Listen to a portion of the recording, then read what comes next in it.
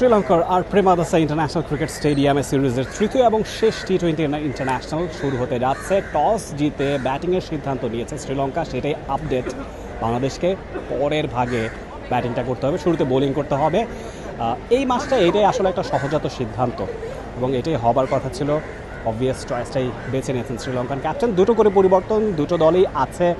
বাংলাদেশের পরিবর্তন মেহেদী হাসান মিরাজ, তার পরিবর্তে দলে জায়গা করে নিয়েছেন আরেক মেহেদী, শেখ মেহেদী, যাকে একটা সময় টি-20 স্পেশালিস্ট হিসেবেই বিবেচনা করা হতো। তিনি জায়গাটা কুড়িয়েছেন এবং বলা যায় যে আসলে তিনি হয়তোবা বেটার ক্যান্ডিডেট। যেহেতু আগের ম্যাচে মেহেদী মিরাজ একটা উইকেট পেয়েছিলেন, তবে ব্যাট হাতে তিনি অতটা সফল ছিলেন না। তাকে ব্যাটিং অর্ডারের অনেক উপরের দিকে জায়গা দেওয়া হয়েছিল, সেটা নিয়েও আসলে অনেক আলোচনা সমালোচনা বিতর্ক সোশ্যাল মিডিয়ায় সহ নিশ্চয়ই মিডিয়া পাড়াতেও সেটা নিয়ে অনেক গুঞ্জন হয়েছে। প্রশ্নের সম্মুখীন হতে হয়েছে আগের দিন সিনিয়র অ্যাসিস্ট্যান্ট কোচ মোহাম্মদ সালাউদ্দিনকে প্রেস কনফারেন্সে, যে কেন মেহেদী মিরাজ সুযোগটা পেলেন উপর দিকে। তিনি অবশ্যই একটা সদুত্তর দিয়েছেন, এক্সপ্লেনেশন দিয়েছেন। প্রত্যেকটা দলের অনেক রকমের প্ল্যান থাকে, সেই প্ল্যানিংয়ে আজকে শেখ মেহেদীকে ইনক্লুড করা হয়েছে। আর এটা ওইটা না, কাপড় ধোয়ার একটাই সলিউশন, চাকা অল ইন ওয়ান। আরেকটা পরিবর্তন, সাইফুদ্দিন, তিনি আগের ম্যাচে দুটো উইকেট নিয়েছিলেন, ভালো বোলিং করেছিলেন, তবে তার জায়গায় তানজিম সাকিবকে নেওয়া হয়েছে এই বিবেচনায়, কেননা এই ম্যাচটায় তানজিম সাকিবের স্ট্যাটটা যথেষ্ট ভালো এবং ইমপ্রেসিভ, এবং আমার কাছে মনে হয় তিনি আসলে আজকের ম্যাচে ইফেক্টিভ হবেন। শুরুর কয়েকটা ওভারে কিন্তু পেসাররা প্রেমাদাসায় ডমিনেট করে থাকেন, যদিও এটা ট্রেডিশনাল একটা স্পিন ফ্রেন্ডলি উইকেট, এবং সেই জায়গাটায় শুরুর ভাগে হয়তো বা তানজিম সাকিব অনেকখানি ইফেক্টিভ হতে পারবেন।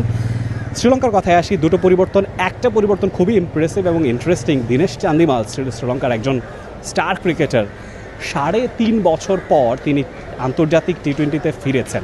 তার জায়গা হয়েছে আবিষ্কা ফার্নান্ডোর জায়গায়, যাকে নিয়ে আসলে বেশ কিছু সমালোচনা আলোচনা সোশ্যাল মিডিয়ায় শ্রীলঙ্কানরা অনেক ট্রল করছিলেন তাকে নিয়ে, যে কেন আবিষ্কা ফার্নান্ডোকে বারবার সুযোগ দেওয়া হচ্ছে। সেই জায়গাটায় দীনেশ চান্দিমাল জায়গা কুড়িয়েছেন। পরে লেজেন্ড হি ইজ, তিনি আসলে কতটা ভালো ক্রিকেটার সেই ব্যাপারে বলবার অপেক্ষা রাখে না, এবং কারেন্টলি শ্রীলঙ্কার cricketer perhaps the best cricketer Kamindu Mendis, তিনি জায়গা করে নিয়েছেন regardless of the formats. Test বলুন, ওডিআই বলুন, টি-20 বলুন, সবখানেই যিনি ইকুয়ালি কন্ট্রিবিউট করেন, এবং ব্যাট হাতে এবং বল হাতেও। নিশ্চয়ই মনে আছে প্রথম ওয়ানডেতে এখানে তিনি 3-3টে উইকেট নিয়ে আমাদের ভুগিয়েছিলেন, এবং সেই ক্লাসিক ব্যাটিং কলাপসটা দেখতে হয়েছিল। তাতে কিন্তু বড় কন্ট্রিবিউশন কামিন্দু মেন্ডিসের ছিল।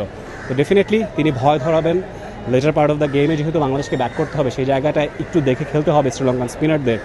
যেহেতু ওয়ানিন্দু হাসারাঙ্গা নেই, সেই জায়গাটায় একটা ঘাটতি হয়তো কামিন্দু মেন্ডিস পূরণ করবেন, সেটা ব্যাট হাতে হোক কিংবা বল হাতে হোক, দুইভাবেই তিনি করতে পারবেন। অ্যাম্বিড এক্সট্রাস ব্যাটার, একটা ওভার তিনি ডান হাতে করছেন, একটা ওভার বাম হাতে করছেন, একই ওভারে ডান হাত বাম হাত ইউজ করে তিনি বল করছেন।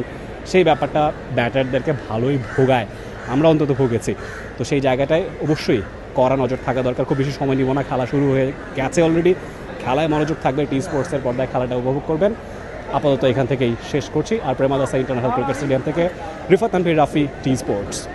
For more updates, subscribe to our YouTube channel and click on the bell icon. Follow us on Facebook and Instagram. Download T Sports app to enjoy exciting games and highlights. Visit tsports.com.